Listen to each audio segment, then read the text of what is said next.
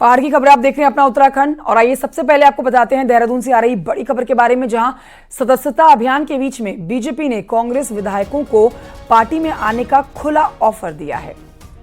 ये बड़ी जानकारी आपको दे रहे हैं। बीजेपी प्रदेश अध्यक्ष महेंद्र भट्ट ने कहा है कि जो आना चाहें अभी आ जाएं। चुनाव के टाइम पर क्यों छोड़ते हैं पार्टी को, आजकल आए ना जब सदस्यता अभियान चल रहा है। इसके साथ ही भट्ट ने कहा है कि बीजेपी में सदस्यता अभियान से कांग्रेस में घबराहट है और कांग्रेस में सब ठीक नहीं है, सब यहीं पर आ रहे हैं। महेंद्र भट्ट पहले भी कांग्रेस विधायकों को बीजेपी में शामिल होने का ऑफर दे चुके हैं। कांग्रेस के विधायक भी अभी आना चाहें तो आ सकते हैं आप? नहीं, वो अभी से मना कहाँ कर रहे हैं, लेकिन वो ठीक टाइम पाएंगे तो निर्णय होने विलम्ब लगेगा। अभी से आना, आजकल सदस्यता अभियान चला, अभी 15 सितंबर तक जो आना चाहे उनका सबका स्वागत है। कांग्रेस के विधायक भी अभी आना चाहें तो आ सकते हैं आप? नहीं, वो अभी से मना कहाँ कर रहे हैं, लेकिन वो ठीक टाइम पाएंगे तो निर्णय होने विलम्ब लगेगा। अभी से आना, आजकल सदस्यता अभियान चला, अभी 15 सितंबर तक जो आना चाहे उनका सबका स्वागत है। करण महाराज जी जुड़ गए हैं, कांग्रेस प्रदेश अध्यक्ष हैं। स्वागत है आपका करण जी। देखिए, ये बीजेपी जो खुला ऑफर दे रही है, इसको आप किस तरह से ले रहे हैं? वो कह रहे हैं कि जिसको आना है कांग्रेस से आए, क्योंकि इस समय सदस्यता अभियान चल रहा है, अभी आने का मौका है, बाद में मौका नहीं मिलेगा। आपका इसके ऊपर क्या रिएक्शन है? देखिए, दो चीजें हैं, एक तो अहंकार दिखता है, दूसरा लोकतांत्रिक परंपराओं का जिस तरीके से, नहीं तो दल बदल कानून बनाने की जरूरत पड़ेगी। वाले लोग आज दूसरी पार्टी के लोगों को रोड फोड़ के ले जाने की बात कर रहे हैं। दूसरा, मैं बड़ी से नहीं पूछना चाहता हूँ, क्योंकि जो राष्ट्रीय नेता है और खासकर आरएसएस के जो सबसे बड़े नेता हैं, उन्होंने बयान दिया कि बाहर से आने वाले लोगों को इतनी तवज्जो नहीं देनी चाहिए और न उनको टिकट। उसके बावजूद भी इन्होंने दोनों टिकट बाई इलेक्शन में बाहरी लोगों को दिए। और सोर्सेज बता रहे हैं कि कांग्रेस पार्टी के अंदर महेंद्र भट्ट के इस बयान को लेकर उथल पुथल चल रही है। हमारे यहाँ कोई उथल पुथल नहीं, उथल पुथल तो बीजेपी में चल रही है। पूर्व मुख्यमंत्री वर्तमान मुख्यमंत्री के कामों में बातें कर रहे हैं, पूर्व मुख्यमंत्री वर्तमान मुख्यमंत्री के खिलाफ बोल रहे हैं, संगठन के खिलाफ बातें आ रही हैं। टिकट के हटवाने के बाद तीरथ सिंह रावत जी ने खुले इनके जो अधिवेशन था उसमें ऑब्जेक्शन उठाया कि किस तरीके से बाहर के लोगों को टिकट दिए गए। तो ये उथल पुथल बीजेपी में मची हुई है, कांग्रेस में क्यों उथल पुथल मच रही है? कहाँ कोई उथल पुथल मची हुई है? लेकिन सर, जब भी इस तरह के बयान बीजेपी की तरफ से आते हैं, या फिर ये देखिए जो खुला ऑफर जो दिया जा रहा है, इससे पहले भी दिया गया है, तो उसके बाद कांग्रेस के अंदर से जो उनके आपके वरिष्ठ नेता हैं हरीश रावत जी, उनकी तरफ से सफाई क्यों दी जाती है, जो सुर्खियों में आती है कि देखिए पार्टी के अंदर सब कुछ ठीक है और पार्टी के अंदर कोई उथल पुथल नहीं है? क्योंकि अब जो महेंद्र भट्ट ने ताजा बयान दिया है, जरूर यहां पर हरीश रावत जी से जाना जाएगा कि पार्टी के अंदर से ऐसा कोई बड़ा नेता तो नहीं है जो बीजेपी में जाने की तैयारी कर रहा हो। देखिए, हरीश रावत जी क्या कहेंगे उसके लिए मैं कोई टिप्पणी नहीं कर सकता, लेकिन मैं इतना ही कहूंगा पार्टी का प्रदेश अध्यक्ष होने के नाते कि जो गए थे उनको सबक मिला है। और मैंने कहा भी था कि मैं अपनी पूरी जिंदगी लगा दूंगा, पूरी ताकत लगा दूंगा कि राजेंद्र भंडारी जी ने जो किया है उसकी सजा उनको मिले, और मैंने प्रूफ करके दिखाया है। मैं आज भी कह रहा हूँ, जो पार्टी की आइडियोलॉजी को धोखा देगा, पार्टी के कार्यकर्ताओं सर, एक आखिरी सवाल का जवाब कि देखिए, बीते समय में हमने देखा है जब चुनाव भी हुए थे अभी लोकसभा के, तब उस टाइम पे भी आपकी पार्टी से बहुत सारे लोग जो हैं वो बीजेपी में चले गए। अब जब ये जो खुला ऑफर बीजेपी दे रही है, आप पूरे यकीन से कह रहे हैं कि आपकी पार्टी से कोई बीजेपी में जाने वाला नहीं है? मैं पूरे यकीन से कह रहा हूँ, बेशर्मी जो ठीक है, जाएगी। ठीक है सर, बहुत शुक्रिया आपका हमें समय देने के लिए, बातचीत के लिए। इस समय हमारे साथ दीपांकर भट्ट भी मौजूद हैं देहरादून से लाइव इस खबर पर जानकारी देने के लिए। दीपांकर, देखिए, करण साहब से हम बात कर रहे थे। करण महाराज जी का कहना है कि मैं आपको दावे के साथ कह सकता हूं ये बीजेपी की बेशर्मी है, क्योंकि हमारी पार्टी से तो अब बीजेपी में कोई नहीं जाएगा। लेकिन इतिहास गवाह है कि जब जब बीजेपी इस तरह का ऑफर देती है या फिर इलेक्शन होते हैं, तो उस टाइम पे हम देखते हैं कि कांग्रेस पार्टी से बीजेपी के अंदर बड़े बड़े चेहरे जाते हैं। नाम नहीं लिए जाएंगे, लेकिन हाँ, ये देखा गया है इतिहास में। तो अभी मान के चलें कि बीजेपी जो खुला ऑफर दे रही है, इस खुले ऑफर को कांग्रेस के बड़े दिग्गज नेता एक्सेप्ट करेंगे?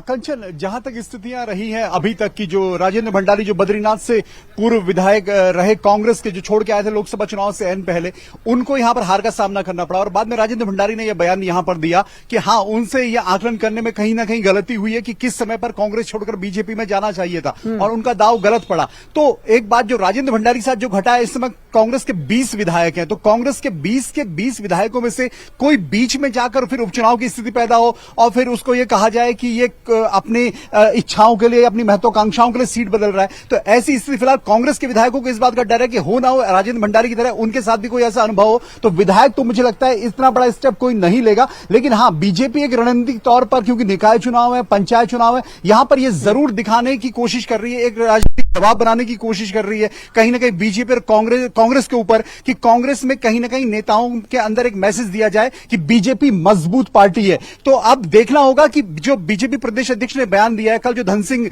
नेगी है, जो टिहरी से पूर्व विधायक थे बीजेपी के ही, लेकिन अब कांग्रेस में थे और फिर बीजेपी में लौट के आए, तो बीजेपी के अंदर जो कांग्रेस का कुनबा बढ़ रहा है, वो कहीं ना कहीं वहां विरोध उसको लेकर हो रहा है और इसको लेकर अब कांग्रेस से और कोई निकल कर आएगा यह भी देखना होगा। लेकिन हाँ, इस पूरे निकाय पंचायत चुनाव से पहले बीजेपी प्रदेश अध्यक्ष महेंद्र भट्ट का यह बयान कहीं ना कहीं एक खुला ऑफर फिर से है कांग्रेस के विधायकों के लिए। अब कांग्रेस के विधायक जाते हैं या नहीं जाते, यह देखना होगा। कंचन, बिल्कुल, महेंद्र भट्ट का यह बयान खुला ऑफर, साथ ही बड़े मायने भी रखता है। दीपांकर भट्ट, बहुत शुक्रिया आपका जानकारी के लिए। और आइए आगे बढ़ते हैं, कुछ और खबरें आपको बताते हैं। देहरादून से इस समय एक बड़ी खबर आ रही है, जहां आज सीएम पुष्कर सिंह धामी पार्टी कार्यकर्ताओं के साथ टिफिन मीटिंग करने जा रहे हैं। टिफिन मीटिंग की जानकारी आप ले लीजिए। मीटिंग के दौरान कार्यकर्ताओं के साथ भोजन करने वाले हैं मुख्यमंत्री पुष्कर सिंह धामी। हरिद्वार रोड पर एक गेस्ट हाउस में मीटिंग होनी है। दोपहर 12:30 बजे सीएम धामी मीटिंग में पहुंचेंगे।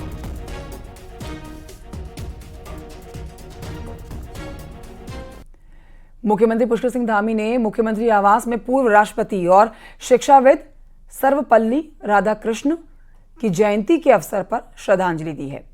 इस अवसर पर मुख्यमंत्री ने सभी शिक्षकों को शिक्षक दिवस की शुभकामनाएं भी दी हैं। उन्होंने कहा है कि शिक्षक सही मायने में राष्ट्र निर्माता है, योग्य नागरिक है। विद्यार्थियों का चरित्र निर्माण कर उन्हें बनाने में शिक्षकों की महत्वपूर्ण भूमिका होती है।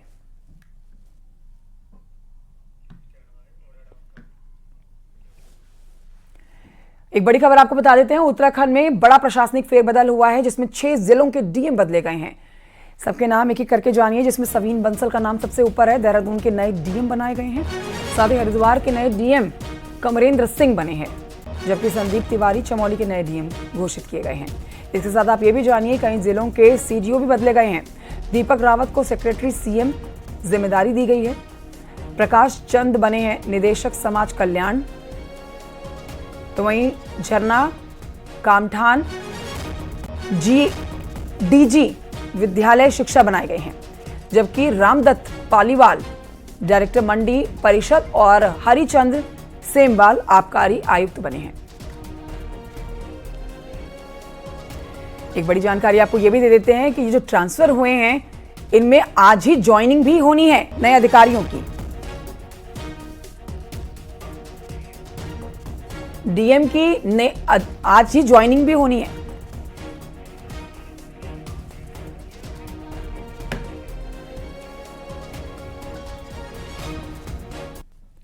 और आइए बढ़ते हैं आगे। केदारनाथ उपचुनाव की तारीख जो कि घोषित होने से पहले ही बीजेपी ने अपने 5 मंत्रियों को चुनावी मैदान में तैनात कर दिया है। उसको लेकर आपको बताएं कि कांग्रेस ने इस पर अपना रिएक्शन देने में काफी देरी नहीं की है। कांग्रेस कह रही है कि बद्रीनाथ में हार का मुंह देख चुकी बीजेपी के अब कांग्रेस के नाम से पसीने छूट रहे हैं।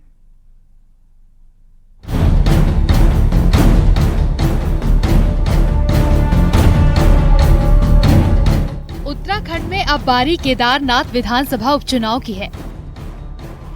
बद्रीनाथ और मंगलौर हार चुकी बीजेपी खासी अलर्ट मोड पर है। इतना अलर्ट कि केदारनाथ में अभी से अपने 5 कैबिनेट मंत्रियों को मंडल लेवल पर तैनात कर दिया है, जिसमें सैनिक कल्याण मंत्री गणेश जोशी, महिला एवं बाल विकास मंत्री रेखा आर्य, धर्मस्व मंत्री सतपाल महाराज, पशुपालन मंत्री सौरभ बहुगुणा और वन मंत्री सुबोध उनियाल शामिल हैं। इन मंत्रियों की जिम्मेदारी होगी कि वे अभी से अपने मंडल के बूथों पर काम करना शुरू कर दें। मंत्री भी पार्टी के कार्यकर्ता होते हैं और क्योंकि बाई इलेक्शन है, हर कार्यकर्ता की उपयोगिता हम इस चुनाव में लेने वाले हैं। हमने जो कैबिनेट के 5 मंत्री हैं, 5 मंत्रियों को दायित्व दिया, 5 ही वहाँ मंडल है, हर मंडल में हमने एक मंत्री का दायित्व दिया है। बीजेपी की लिस्ट जारी होते ही कांग्रेस ने तत्काल पलटवार किया है। कांग्रेस प्रदेश अध्यक्ष करण माहरा ने कहा कि कांग्रेस के नाम से बीजेपी के हाथ पांव फूलने लगे हैं। यही कारण है कि मंत्रियों से सरकारी काम कराने के बजाय मंत्रियों को चुनाव लड़वाने में तैनात किया जा रहा है। बद्रीनाथ हारने के बाद इनके हाथ पैर फूल गए हैं। अब मंत्रियों से सरकारी काम लेने के बदले अब चुनाव लड़ाने के काम लिए जा रहे हैं। और एक मंत्री को ड्यूटी लगाते कोई बात नहीं थी, 6-6 मंत्री को ड्यूटी लग रही। साफ घबराहट झलक रही है। कांग्रेस से इनका पसीना छूट रहा है और जिस तरीके से लगातार इनके कार्यकर्ता बलात्कार इत्यादि में संलिप्त पाए जा रहे हैं। केदारनाथ पर सियासत गर्म है। ये हाल तब है जब अभी उपचुनाव की तारीख तक घोषित नहीं हुई। इससे अंदाजा लगाया जा सकता है कि केदारनाथ चुनाव दोनों ही पार्टियों के लिए कितना जरूरी है। देहरादून से न्यूज 18 के लिए सुनील नवप्रभात की रिपोर्ट। उधर उत्तरकाशी में वरुणावत पर्वत से फिर से भूस्खलन हुआ है। गुफियारा के पास में पहाड़ी से पत्थर और मलबा गंगोत्री हाईवे पर गिरा है। हालांकि अभी हालात सामान्य हैं, लेकिन भूस्खलन की वजह से यहां पर लोगों को परेशानी हो रही है।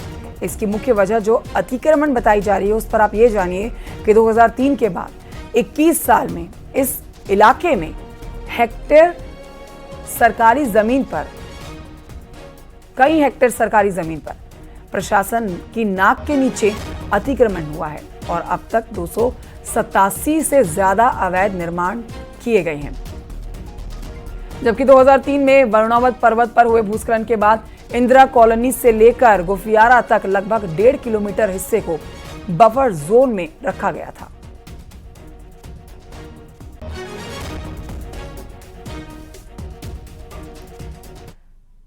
उधर केदारनाथ धाम के लिए स्थानीय लोगों के लिए फ्री हेली सेवा जो शुरू की गई है, इस पर आपको बता देते हैं कि केदारनाथ में आई आपदा के बाद में ऐसे व्यापारी जो केदारनाथ में स्वयं का व्यवसाय कर रहे थे, उनका रेस्क्यू करके वापस उनको लाया गया था। इसके लिए आज से फ्री हेली सेवा शुरू की जा रही है। उत्तराखंड सरकार द्वारा वहाँ के जो स्थानीय लोग हैं, जो व्यापार करते हैं, दुकानदार हैं, तीर्थ पुरोहित हैं, उनको केदारनाथ भेजने के लिए हेली की सुविधा प्रदान की जा रही है, जो कि हिमालयन हेलीपैड सिरसी से प्रदान की जा रही है। कोई भी ऐसा व्यक्ति जो स्थानीय है, दुकानदार है, वो अपने आवेदन जो है अपने ग्राम प्रधान को या स्थानीय जनप्रतिनिधि को दे सकते हैं। उसके माध्यम से जिला पर्यटन विकास अधिकारी, नोडल अधिकारी हेली को वो आवेदन प्राप्त होंगे और उनको डेट प्रदान की जाएगी। उस डेट पर वो जाकर के अपने केदारनाथ पहुँच सकते हैं। तो बद्रीनाथ धाम की यात्रा चरम पर है और भारी संख्या में लोग बद्री विशाल के दर्शन के लिए पहुंच रहे हैं, लेकिन ज्योतिर्मठ नगर क्षेत्र और मारवाड़ी पुल के पास जाम लग रहा है। जाम की स्थिति ऐसी है कि लोगों को घंटों इस जाम से निकलना पड़ रहा है। लोग घंटों जाम में फंसे रहते हैं, जिससे न सिर्फ यात्री बल्कि स्थानीय लोग भी परेशान हैं।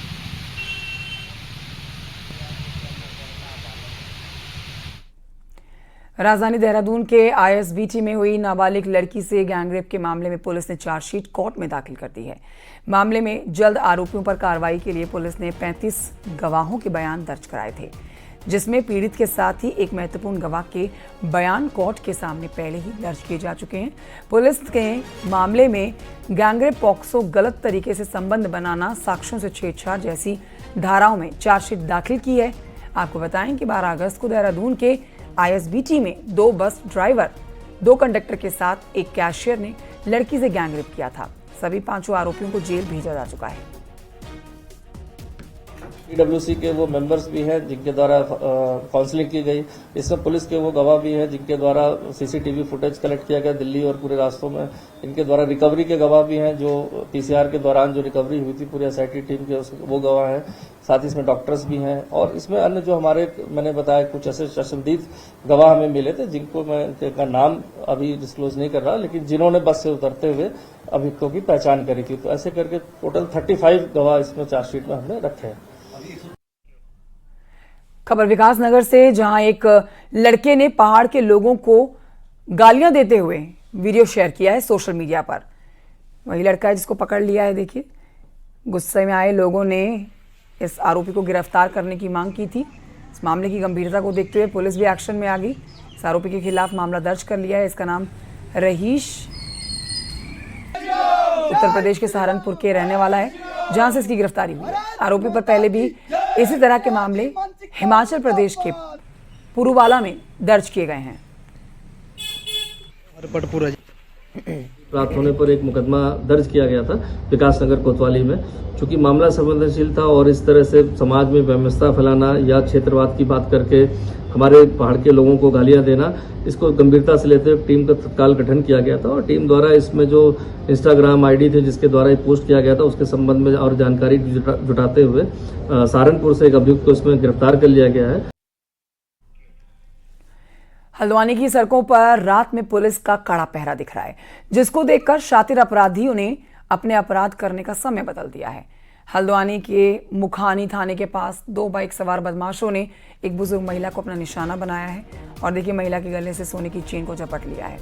पूरी घटना सीसीटीवी कैमरे में कैद हुई है। पुलिस अब इस मामले की तफ्तीश कर रही है।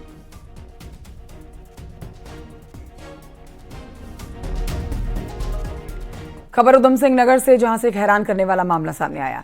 यहां लैंड एक्विजिशन ऑफिसर के फर्जी साइन पर एक प्राइवेट बैंक के मैनेजर और कैशियर ने सरकार के खाते से 13 करोड़ से ज्यादा की रकम निकाल ली।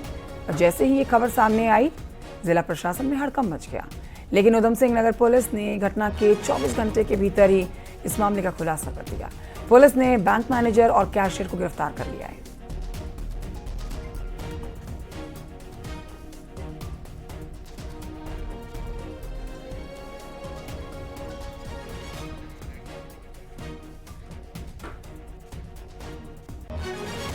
उत्तराखंड के लोक पर्व आज भी आस्था, विश्वास, रहस्य और रोमांच का प्रतीक है। ये पर्व जहां पहाड़ की सांस्कृतिक विरासत को दर्शाते हैं, तो वहीं लोगों को एक सूत्र में भी बांधे रखते हैं। आज हम आपको दिखा रहे हैं सोर घाटी पिथौरागढ़ का ऐतिहासिक हिल यात्रा पर्व, जो यहां बीते 500 साल से बदस्तूर मनाया जा रहा है।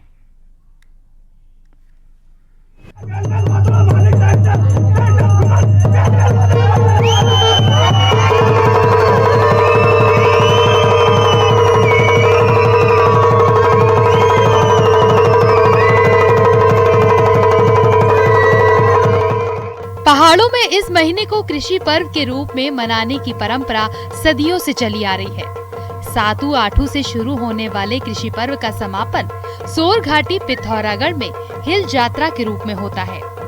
हिल यात्रा में बैल, हिरन, लखिया भूत जैसे दर्जनों पात्र मुखौटों के साथ मैदान में उतरकर देखने वालों को रोमांचित कर देते हैं। हिल यात्रा का ये पर्व सोर, अस्कोट और सीरा परगना में ही मनाया जाता है। इन तीनों में सबसे ज्यादा ख्याति सोर घाटी के कुमोर की हिल यात्रा ने बटोरी है। कुमोर की हिल यात्रा का रिश्ता पड़ोसी देश नेपाल के साथ भी है। बताया जाता है कि कुमोर के 4 महर भाइयों की वीरता से खुश होकर नेपाल नरेश ने ये मुखौटे भेंट किए थे। तभी से यहाँ हिल यात्रा मनाने की परंपरा शुरू हुई है।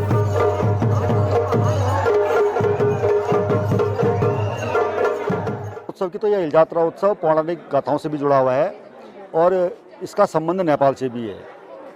और महर भाइयों के द्वारा नेपाल से जीतकर इस हिल यात्रा उत्सव को पिथौरागढ़ लाया गया है और तब से लगातार अनवरत इस कुमोड़ गांव में हिल यात्रा का आयोजन किया जाता है। लखिया बाबा, जिसको वीरभद्र शिव का गण माना जाता है, उनका पात्र निभा रहा हूँ और मैं बहुत ही धन्यवाद करता हूँ कि इस चीज़ के लिए मुझे भगवान ने और हमारे बड़े भाई लोगों ने सेलेक्ट किया और मेरे को ये किरदार निभाने का अवसर प्राप्त हुआ।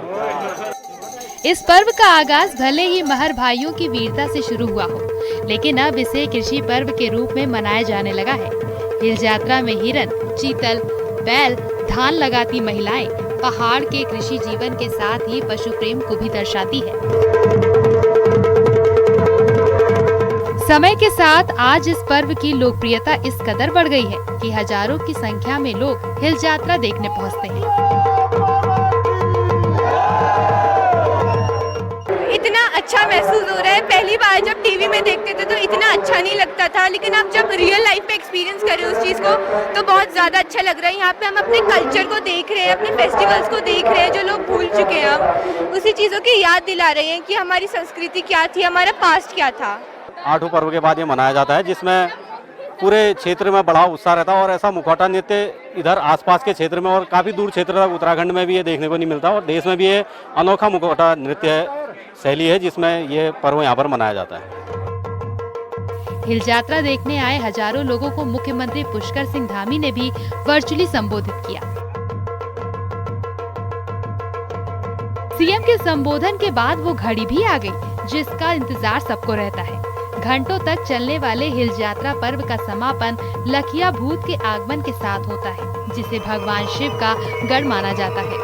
लखिया भूत अपनी डरावनी आकृति के बावजूद हिल यात्रा का सबसे बड़ा आकर्षण पात्र है, जो लोगों को सुख, समृद्धि और खुशहाली का आशीर्वाद देकर अगले साल आने का वादा कर चला जाता है। न्यूज़ 18 के लिए पिथौरागढ़ से विजय वर्धन उप्रेती की रिपोर्ट।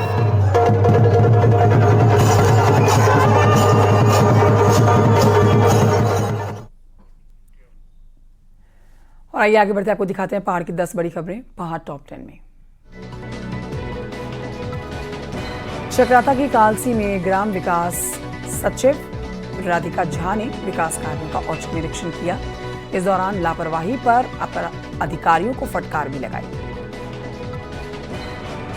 कोटद्वार में बीजेपी नेता दीप्ति रावत ने बीजेपी को देश की सुरक्षा के लिए महत्वपूर्ण बताया है।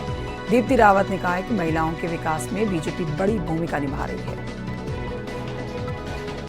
उत्तराखंड विकास मोर्चे के बैनर तले किसानों ने रुड़की में जॉइंट मजिस्ट्रेट कार्यालय पर अनिश्चितकालीन धरना शुरू कर दिया है। मांगे न मानने पर उग्र आंदोलन की चेतावनी। हरिद्वार में बीजेपी के सदस्यता अभियान में सांसद त्रिवेंद्र सिंह रावत यहां के पहले सदस्य बने हैं, जिसके बाद सैकड़ों कार्यकर्ताओं को बीजेपी की सदस्यता दिलाई गई है। नैनीताल में पहली बार आयोजित बालिका फुटबॉल प्रतियोगिता ऑल सेंटर कॉलेज के नाम रही है। ऑल सैंस कॉलेज ने भारतीय शहीद सैनिक विद्यालय को 5-1 से शिकस्त दी है। अवैध शराब के खिलाफ सीएम के आदेश के बाद टिहरी में भी आबकारी विभाग हरकत में आ गया है। घनसाली में शराब की 7 दुकानों पर नियमों की अनदेखी पर 10,000 की पेनल्टी लगी। चमोली के ज्योतिर्मठ के सुनील गांव की रहने वाली महक कंबाड़ का एशियाई विंटर गेम्स के लिए चयन हुआ है। एशियाई विंटर गेम्स चीन के हार्बिन में होंगे। बागेश्वर में 51 समस्याओं को लेकर कांग्रेस कार्यकर्ताओं ने नारेबाजी के साथ ही तहसील दफ्तर पर प्रदर्शन भी किया। जल्द समस्या के समाधान की मांग कर रही है।